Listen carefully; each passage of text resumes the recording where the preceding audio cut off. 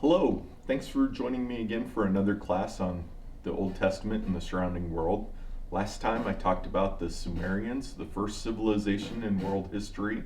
I talked about the two different kinds of writing systems that they developed, the Sumerian cuneiform writing and the Akkadian cuneiform writing. I talked a little bit about Enheduanna, the first known author in human history. I talked about the base 60 counting system and how it's still used in mathematics and geography today. And I talked about the Epic of Gilgamesh and the flood story that it contained on its 11th tablet. So we're going to go to Genesis 11, and this verse tells us that after Abraham's father took his family away from Ur, the Chaldees. They went northwest to a place called Haran, which is in modern-day Turkey. This map shows us Ur with its ancient coastline in black dots at the bottom right part of the map. Terah took his family up the Euphrates River to Haran, where they lived for an unknown period of time. So I'm going to tell you what I can about Haran. The photos that I'm going to share come from the Haran archaeological site between 2013 and 2016.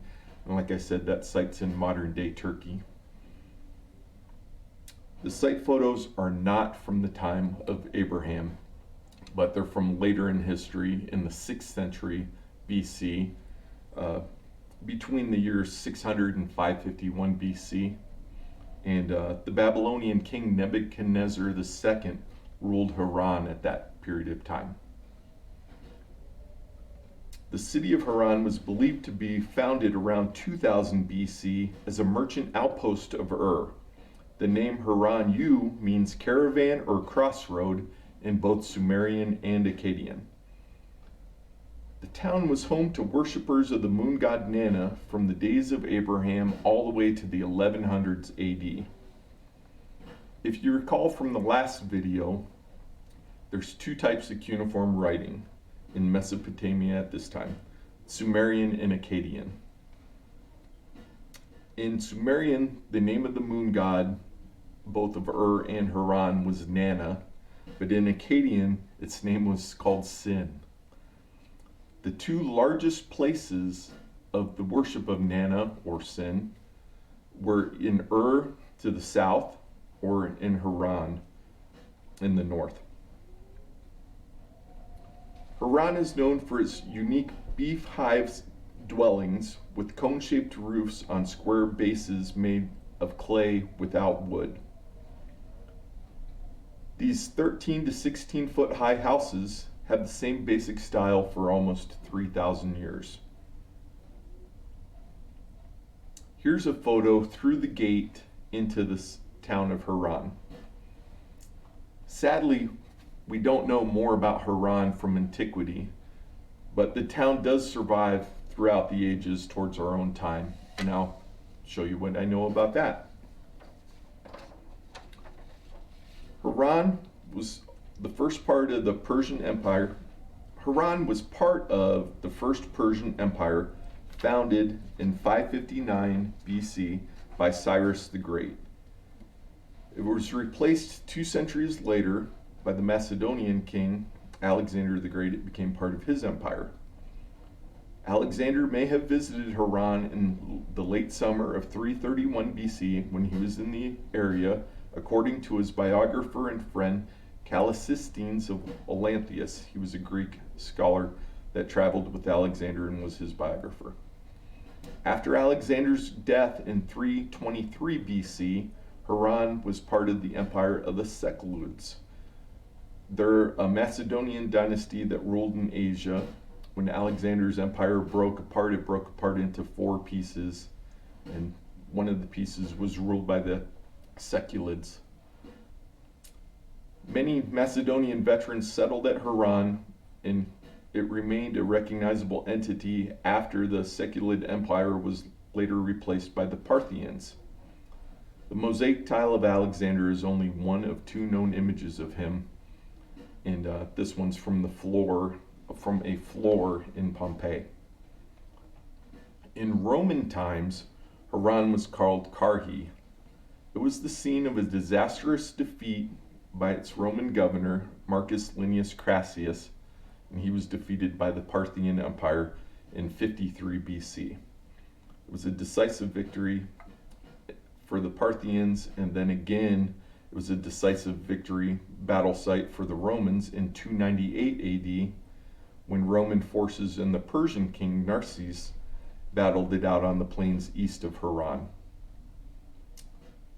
Crassus was a very famous Roman, and he was known in his own time as the richest man in Rome. During the fires of Rome, he would have his crews go out and be firefighters, but they would not put out blazes until the owners of the building agreed to sell the building at a bargain price.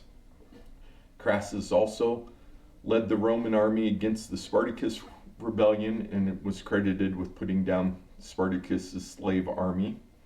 Crassus was part of the first triumvirate with Pompey and Julius Caesar. But in 53 BC, Crassus was killed after surrendering to the Parthian forces. And the story goes that the Parthians, having captured the richest man in Rome, poured molten gold down his throat. Haran didn't make any historical news again until 639 AD, when it came underneath Islamic rule. The Caliph Marwan in 744 AD brought his rule from the capital of Damascus. He moved the capital from Damascus to Haran. In 830 AD, another caliph was passing through Haran on an expedition to Byzantium. He asked the Haranians which religion they belonged to. They said, "We are Haranians." They made it real clear to him that they were neither Muslims, Christians, or Jews, as only these lawful people of the book, according to the Haran, could live. So the Caliph continued his journey, and he said when he got back from Byzantium, they had better choose one of the religions to convert to, or else it was perfectly legal to shed the blood of idolaters. After consultations, the anxious Haranians were advised by someone clever to say, "We are Sabians." Thereby, the pagan Sabians were able to continue their faith undisturbed by Muslims. The mystical Sabian sect was, because of its belief in one God, recognized by Islam as on par with Christianity and Judaism.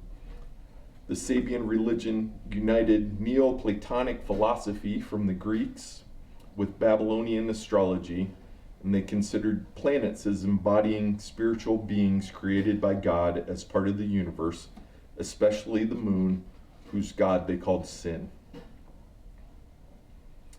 The original moon temple at Haran became one of the holiest places in the Middle East because it became the first mosque in Anatolia, also known as Turkey.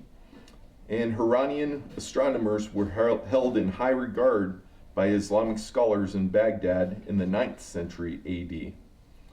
The religious emblem of the crescent and the 8-pointed star was subsequently adopted by various sects and spread the crescent and star symbol, which is still prevalent in the Islamic world from that date to our time. Haran was destroyed by the Mongols in 1251 AD. The once fabulous city is now in ruins, but before it was ruined, it hosted perhaps one of the oldest universities in the world.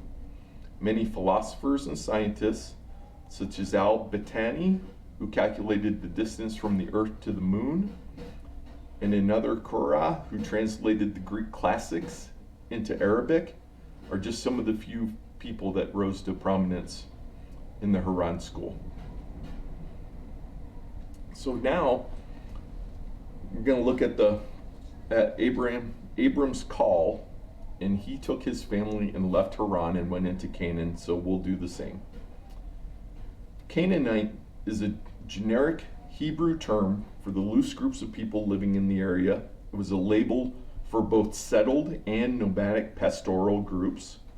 Canaanite is the most frequent ethnic term used in the Bible, and the Bible doesn't tell us how long Abram and his people stayed in Canaan, just that when famine came, they left Canaan and went down into Egypt.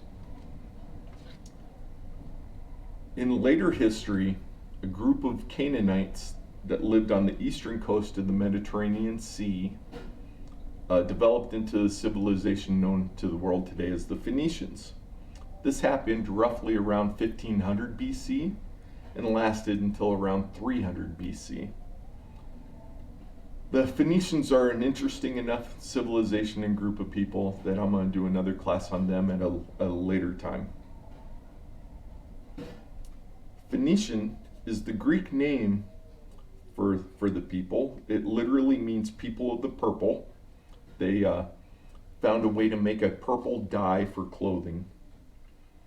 But sticking to Abram's time period, the Canaanites at that time were independent tribal or family groups, and they had not reached the state or organizational level known as civilization. Of all the things we don't know about the early Canaanites, what we do know is how they looked and dressed. And I'll explain what I mean here. What we know comes from a series of tombs in Egypt. The Beni Hassan Cemetery is an ancient Egyptian cemetery site.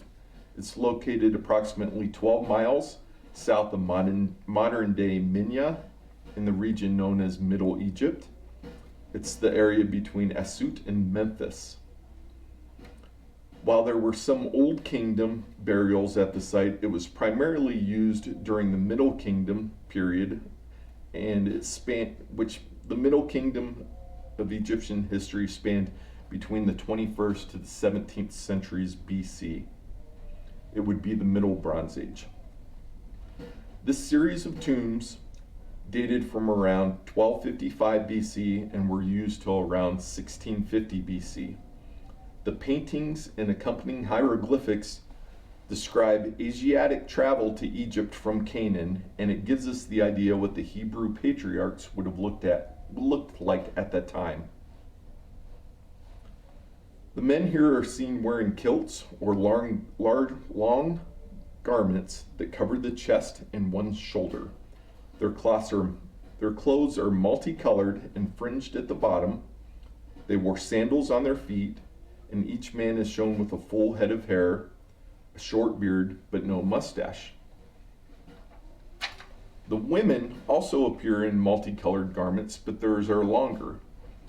For footwear, they appear to wear a slipper-type sock, and headbands decorate their long hair. These paintings also show some weapons: spears, bows, arrows, axes, and a sword. Two of the men are shown carrying water skins on their back, and another plays a lyre. Donkeys transport objects, perhaps a set of bellows, which would indicate that they work with metal. To the south of the cemetery is a temple complex constructed by the pharaoh Hatshepsut and Thutmose III. They date to around the 1400s BC. And try to keep those names in your mind for when I talk about Egypt, because they'll come back. But this temple was dedicated to a local goddess, Pakhet. It's known as the Cave of Artemis because when the Greeks took over rule of Egypt, they identified Pakhet with Artemis, and the temple is also completely subterranean. So, as you can see from the Genesis quote here, Abram left and went on down into Egypt, like so many different groups of Canaanites at the time did. So like Abram, we will leave Canaan and we'll go down into Egypt.